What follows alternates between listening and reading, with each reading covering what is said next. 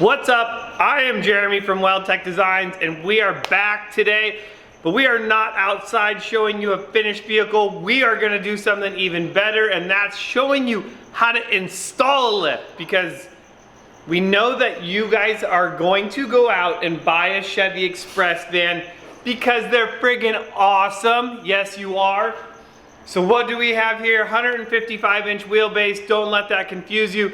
If you have a 135-inch wheelbase van, the suspension is exactly the same and installing it is the same. So we have all kinds of good things going into this. But before we show you how to take it apart, let's go take a look at all the parts that you're going to get for it in order to make this thing awesome, because it's just not that cool when they're stock. I mean, yeah, no, not cool. No. You want to lift your van, yes you do. And you're going to want to use Weldtec Designs to lift it. So, take one last look at this stock van. I mean, it looks kind of lifted because it's on the lift, you know? I'm sure a lot of you guys are going to be like, dude, I want my van to be lifted that high. Well, no. Nope. Let's go take a look at the parts. Alright guys, so here it is. This is a look at all of the parts that are in the 5-inch kit with an addition of one part. But let's go over this and check these parts out real quick. So of course you know it, you love it. These are the 3-inch lift spindles. These things are awesome and they are beautiful and they are going to lift your van. What's nice about the 3-inch spindles is if you're going to only do the spindles on your vehicle, they keep the ride as if it is a factory ride. It's amazing. Then we're going to do our coil spacers on it. And to top it off, we're gonna add our Fox shocks to the front of this. So keep in mind, these Fox shocks are only available if you buy our lift kit. You cannot buy our shocks alone currently. You have to get the lift kit. So if you buy the spacers, want the shocks, like awesome, you can do that in this. So now let's jump to the rear suspension. So in the rear of this setup, we're gonna do the blocks in order to get the lift out of the back. You're also gonna need the U-bolts in order to accommodate these new blocks, and then this is going to be the hardware that's going to come with the U-bolts. And then in the back, then we are also going to do an awesome set of Fox shocks in the rear of these things, and these shocks are awesome. Can't say enough good things about them.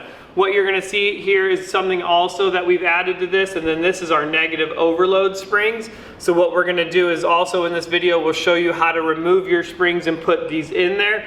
These are not included in the 5-inch kit, but it's something that you can add to a 5-inch kit, and they're really inexpensive for the improvement that they're going to make. So enough talking about this, and here's some lug nuts.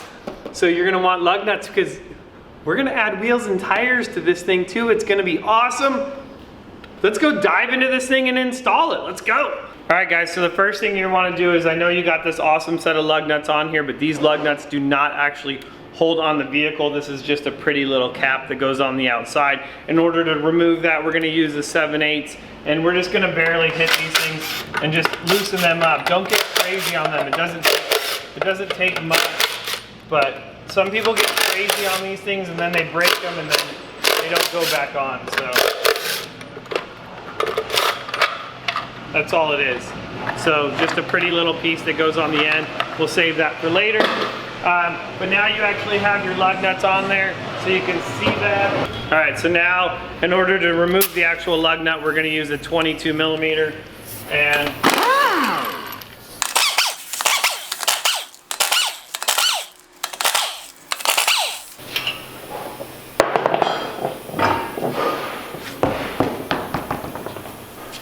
all right guys, so we are ready to dive into this 5-inch lift kit on here.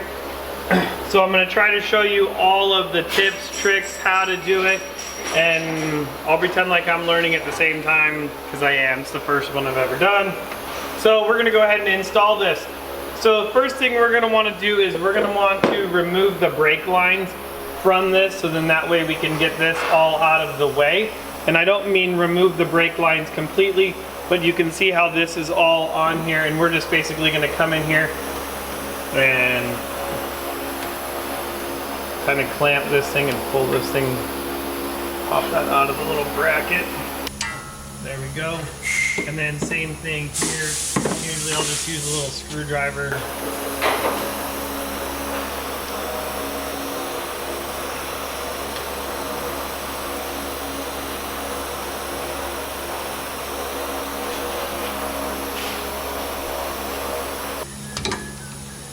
So as you can see right here, this is the tricky one, and you're just gonna go ahead and unplug this ABS line. Now this thing is gonna come all the way out of the way, and you can just hang that there, which is gonna be perfect. The next thing we're gonna come in is take out this bolt. That's gonna be a 10 millimeter, and we're just gonna go ahead and loosen this thing all the way up and remove this, so this is out of the way.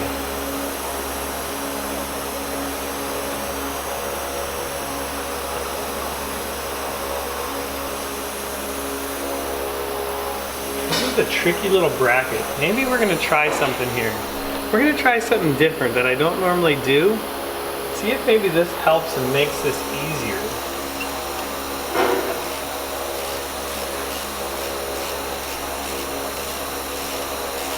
So actually, before I even remove this off here,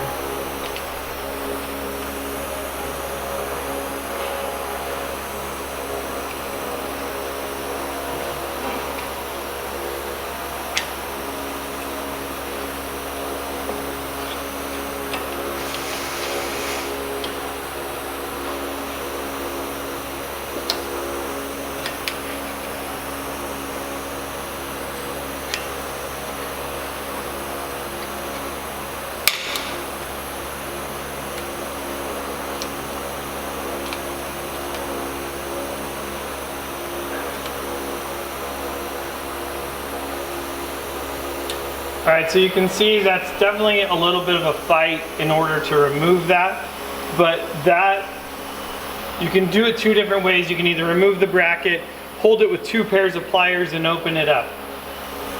Either way, you don't want this bracket on the brake line anymore, and I'll show you why later. So as you can see right now, this brake line is currently in front of the spindle. And with the new spindle, we're gonna change that to where we're actually gonna run this behind there. Well, now that this is off, I mean, technically we don't even have to remove this, but we still will. That's again, that 10 millimeter in order to pull that off. And then this is all trash. You won't need this anymore. All right, so the next thing that we are going to do is, what we're gonna do is we're going to remove the steering next, and then we are going to remove the brake caliper. We're gonna get that completely out of the way so that we can manipulate this and get all these big components kind of out of the way. The steering is going to be a 19 millimeter, and that is right there.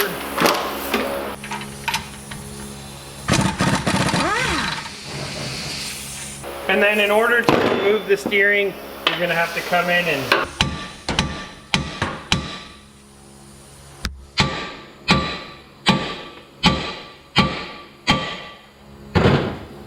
you can see now that's just going to kind of drop out of the way. What's nice about having that out of the way, and you can even take the nut, put the nut back on it, that way you don't lose it. And then you can go ahead and rotate it, and now we can get rid of this whole brake caliper and get that out of the way.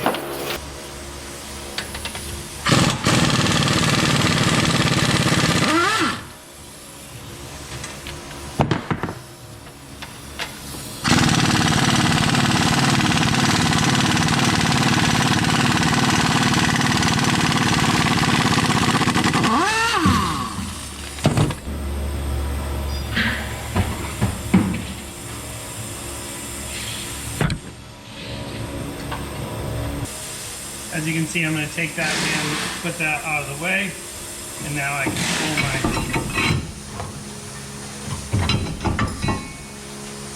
caliper, my rotor, get that out of the way, and so now I just have my spindle.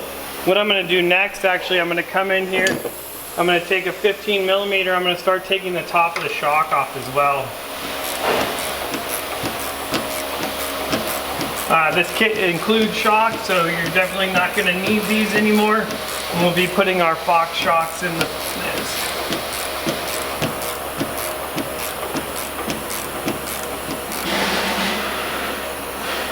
Alright guys, so what I'm going to do is I'm going to take the bottom of the shock bolt off. That is a 13 millimeter. And that's just going to be 2 screws like that. Make sure you save those. You're going to use those again. And then you'll see now the shock just kind of drops out the bottom, and that is trapped.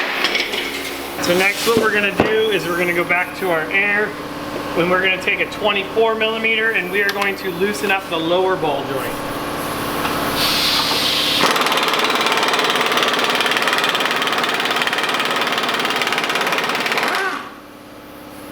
So you can see I've taken that completely off, but what I'm going to do is I'm actually going to put it back on, and I'm going to put it on a few turns on there.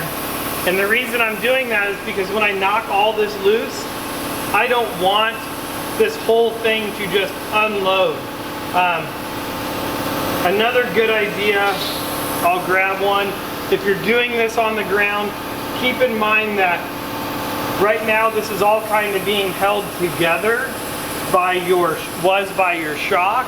So once I pull this off, this whole thing's gonna kind of want to just unload because it's still under load on this coil here. So as you're doing this, just be careful. For the top, we are going to now take this upper ball joint loose, and that is going to be a 19 millimeter.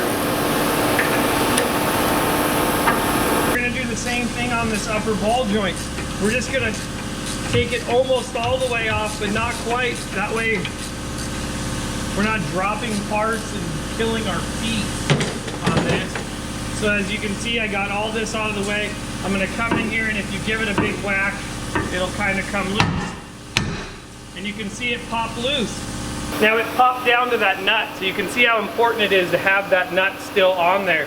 So I'm gonna do the same thing now to the bottom in order to loosen up the lower bottom ball joint.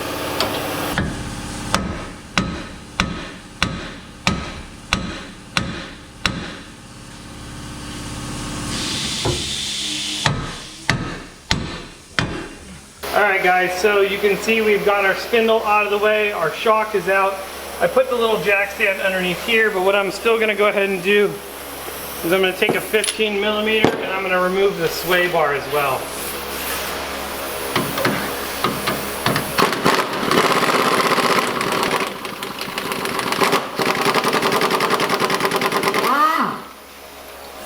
If you're doing this on the ground, I recommend putting a floor jack or something underneath the bottom of this, because you can still see this is under quite a load.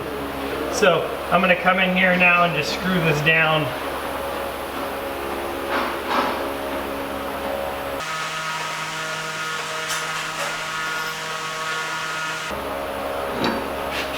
I can slide that out of the way. Now I can push this lower arm and just pull that whole coil spring out. And there it is. So you can see it doesn't take much time. We have the whole front end completely torn apart. We're going to do the same thing to the other side, so just repeat these same steps before you try to put one side in, because we want to completely remove the sway bar, so that way when you put it back together, this is free and you're able to kind of manipulate this arm down a little bit more. So let's go and remove all the stuff on the other side, and then we'll catch back up and start putting in all the cool Weldtec Designs parts. Alright guys, so for this part of it, you can see we've lowered it back down on the ground, and the reason being is that most of you guys are not going to have a lift. And then also I want to show you how to do this without coil compressors. They're really hard to do on this anyways, because you don't have a lot of room for a coil spring compressor. So what we're going to do is we're going to use this bar in order to push the arm down, and then we're going to use a floor jack in order to compress this coil spring in where it goes. So I'm probably not going to talk a whole bunch. We're just going to kind of show you guys how to do this and see if there's any problems. If you guys have more questions about it, comment below, let us know, and we will try to help you out. The biggest thing is you're going to want to make sure you can see this little pigtail right here on the end of that. That is going to go in the back side of the arm. You're going to want to make sure that you get that in the correct spot, otherwise this coil spring is not going to sit in here. And you can see we still have the rubber piece on there on the coil spring, and we're just taking the coil spacer itself and putting it in the coil spring, and now we are going to attempt to put this all together. So stay tuned, watch, be careful. All right.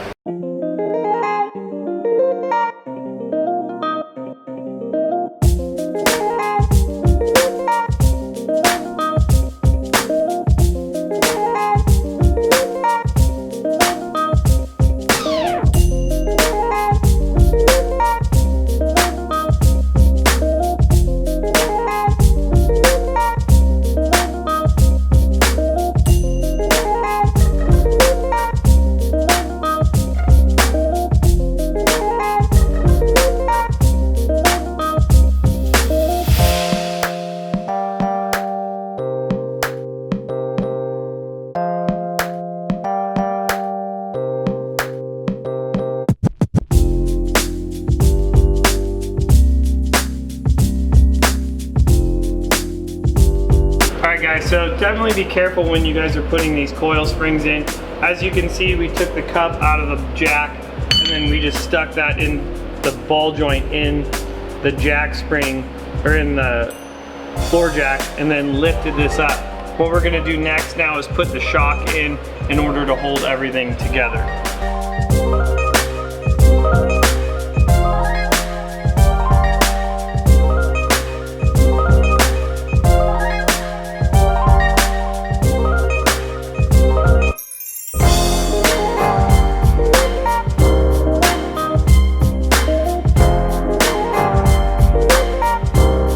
So then we're gonna take a 19 here, start tightening up the top of the shock. You can see we put the bottom of the shock on.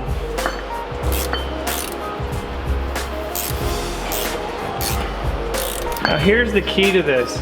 You do not want to over tighten the top of this. If you tighten it down and smash that rubber all the way, it doesn't allow that to move in there. You just want it to be snug.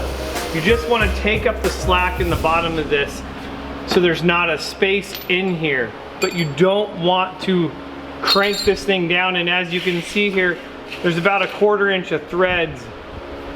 And that's pretty good right there. You don't need to have that torqued all the way down in order to, like, just don't over tighten it.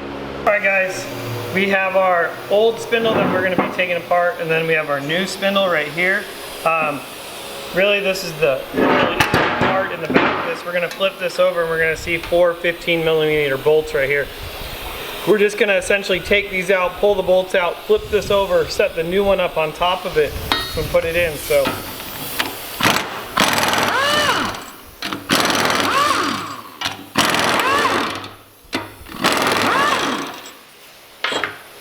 like I said, we're going to take those out. And sometimes this does need just a little bit of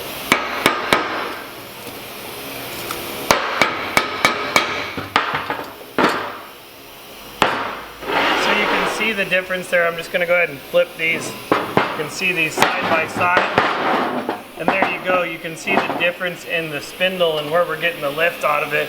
So if I put these up together, you're going to see it's about like that. So we're moving all that down in order to get the lift on it. Pretty cool, awesome part. So now we're just going to take this and we're going to set that back up on there.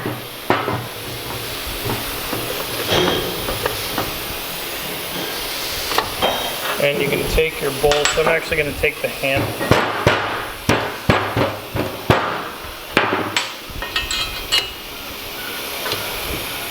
And you're just going to want to get all of these started all with your fingers. That way if you are using an impact gun, that you're not stripping anything out or getting crazy. And then when I tighten this up, I'm just going to go ahead, and you can see I'm running diagonal and I'm just nudging them up. And you're definitely going to want to make sure you use a deep socket on this. If you don't, it's hard to get in here between there, between the 2 points. So next.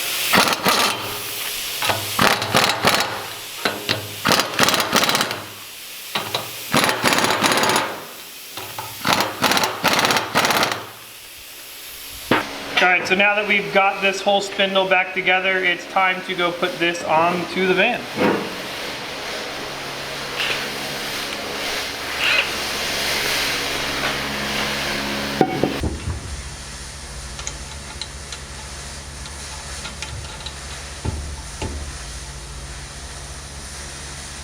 So like we said, you're going to want to make sure, right now I've swapped it over and hung the calipers back up on here on the other side, making sure the brake line is on the inside of the spindle, between the spindle and the upper control arm.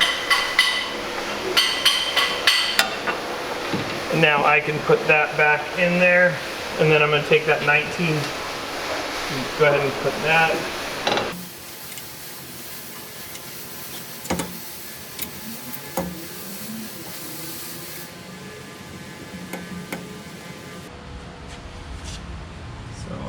Take the 24 now, and I can go ahead and tighten up the bottom.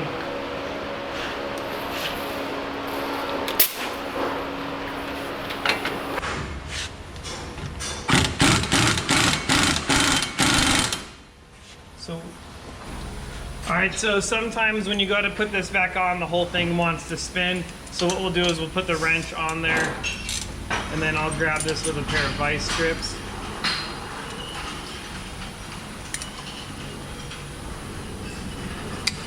And now I can tighten that up a little bit tighter.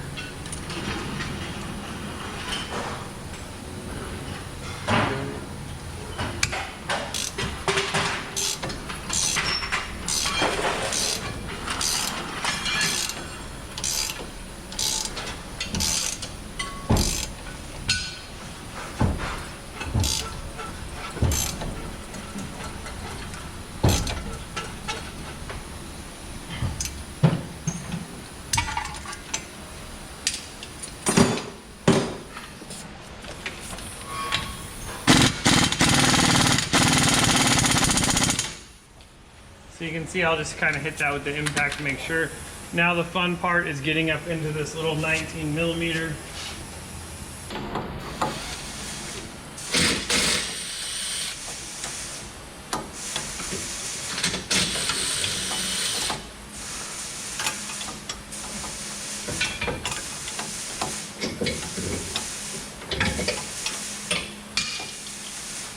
Alright guys, so you see we have the spindle back on, we have tightened the lower ball joint, and now we've got in there and tightened the upper ball joint. And getting in my old age, I was telling you it was a 19 millimeter and it's actually an 18 millimeter. My old eyes just can't see anymore, you know? Can't read the numbers on those little wrenches. So anyways, that's it. So now what we are going to do is we are going to put the hubs on and then the brakes on. But Austin's standing on the hubs. You see how he just, the whole camera just like shrunk a couple inches right there? So, trying to make me seem taller. Austin was trying to make himself seem like he was taller than he actually is. So we're gonna put that back on, and then you can see we have our handy dandy brake holder friend back there. And now we are gonna slide this.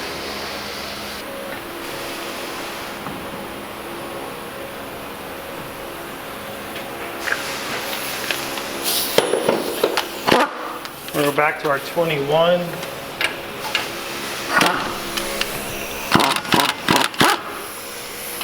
Alright, so there we have both of those tight. So now everything is back together. We're going to go ahead and take this clip off there. We're not going to run that on anymore. And now the next part is we are going to zip tie this up and out of the way. You can see that that's going to go back into its original clamp. So let me grab the zip ties and show you guys how to put the rest of this back together, including this brake line. So first of all, I'm going to take a brake line, or a zip tie. I'm going to put it through this right there. I'm going to go ahead and attach that like so. And then I'm going to take another one and I'm going to put it through there and through this. And now I'm going to pull that nice and snug. And then I'm going to pull this one all the way tight.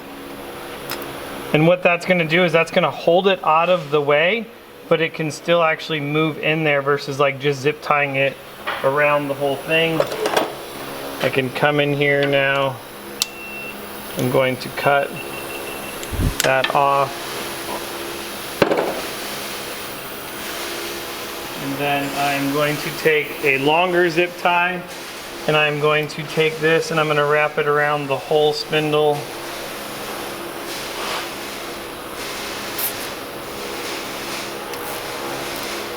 And right here on that corner, I'm just going to snug that in tight for your ABS.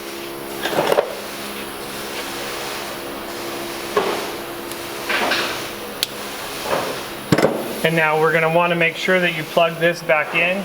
So you can see that that goes right here. And that gets plugged in. And that goes back behind there. And then we're going to clamp this all back in.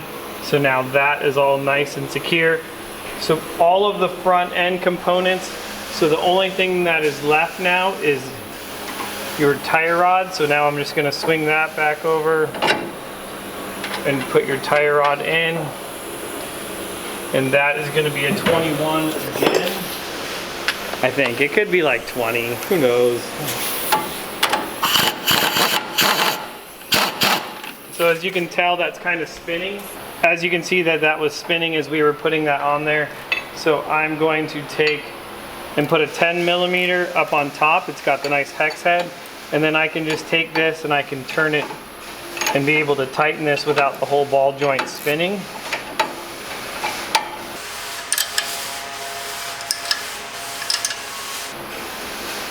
You can see I'm gonna just nice and snug, all that is up in there. So that is pretty much everything in there. You can see that this is kind of close to this, so if you want, you can even take this and just kind of bend this up a little bit out of the way. It doesn't matter, it's not either way. You can even bend it in. You see you bend it in a little bit, you get a little bit more room, and it'll totally rotate both ways. This is good. I will tell you, like, that's the one thing with a coil spacer kit, is we're definitely maxing out everything. If we were to run a longer shock in here, you can see that the next problem would be, is I want you to make sure you get all the way up in here, and you would see the space that I have right here in my finger. So people are always asking, why don't you just run a longer shock in here? Well, the next problem then is this whole suspension would droop out a little bit farther. It's going to put more stress on the ball joint, but then at the same time, the spindle would come into contact with the coil spring. So that is the downfall of running a coil spacer, is just, it's taking away some of the down travel that you potentially have. Like, this suspension's all the way maxed out. When we go ahead and set it on the ground, it's gonna come back up. But if you had more suspension to go down, that will come in contact, and you can see our 5.5 kit does a whole nother upper ball joint in a uniball, and that brings everything out. So totally different kit, gonna confuse you a ton. Way overkill. Austin's gonna kill me because I'm just rambling on, you know, but anyways, that is it, guys. That is how to install this 5-inch kit in the front. So now what we're gonna do is we're gonna go jump to the back of this and show you guys how to install the rear suspension in this 5-inch kit. So let's get to busy, no more talking, let's go.